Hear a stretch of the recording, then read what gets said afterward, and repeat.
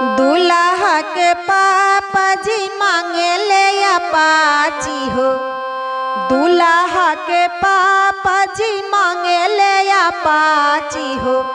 मांगे ले 4 चक्का गाड़ी लाला, मांगे ले 4 चक्का गाड़ी लाला, मांगे ले 4 चक्का गाड़ी लाला।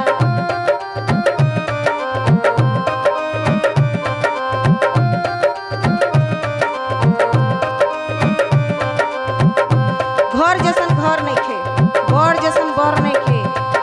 आ सर उठा के देखिए कितना सीना तान के दहेज मांगता रहे। तो सुनी लोगन,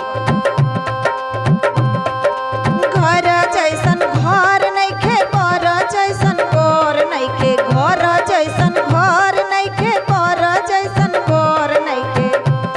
आ चढ़े के चाहे इनका गाड़ी लाला, चढ़े के चाहे इनका गाड़ी लाला।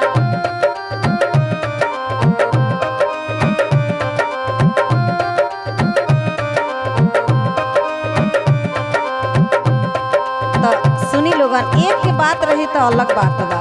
दूल्हा के माई के फरमाइश का बा, दूल्हा के बहिन के फरमाइश का बा। तो सुनी लोगन,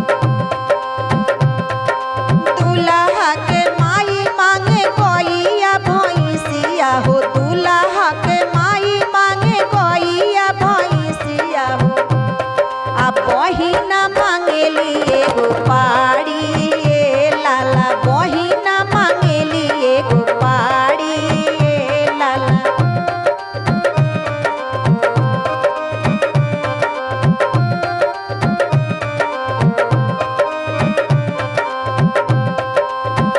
तो लड़के के बाप इतना ना दहेज मांग ले कि लड़की के घर उजड़ जाए।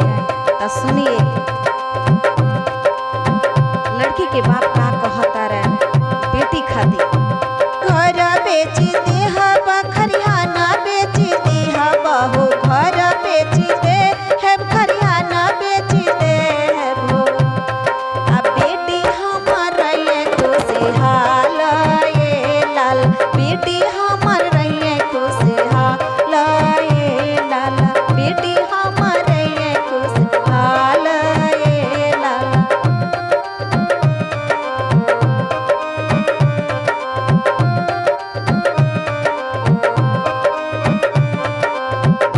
जो इंसान पहले ही इतना दहेज मांग लेता, घर द्वार बेचवा देता, का भरोसा वो बेटी को अच्छे से सही सलामत से अपने घर में रखेगा।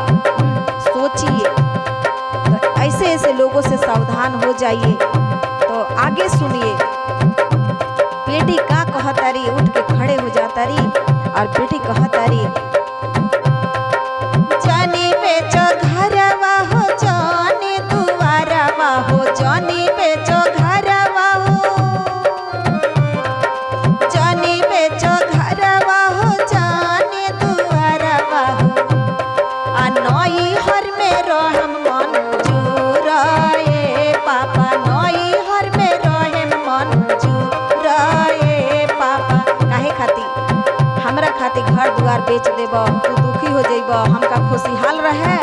उससे अच्छा तो बियाह मत करो, हम तहरा के कमा के खियाए। बेटी कहतरी। तो सुनी लोगन का कहतरी, सुंदर रूप हमरो रउआ पढ़ौले बानी, अने सुंदर रूप बा हमार और रउआ पढ़ौलहु बानी। तो सुनी का कहतरी, ऐसन सुंदर धियावा के खोजला बाबू रहावा हो, ऐसन सुंदर धियावा के खोजला बाबू रहावा हो। आ का करी है इहो मोर समान ए लाला, का करी है इहो मोर समान ए लाला। इतना दहेज देने के बाद ये हमार सम्मान करी है। बेटी कहतरी, आ का करी है हमरो ई समान ए लाला, का करी है इहो मोर समान ए लाला। दूल्हा के पापा जी मांगे ले अपाची हो, दूल्हा के पापा जी मांगे ले अपाची हो। आ मांगे ले 4 चक्का गाड़ी ए लाला, मांगे ले 4 चक्का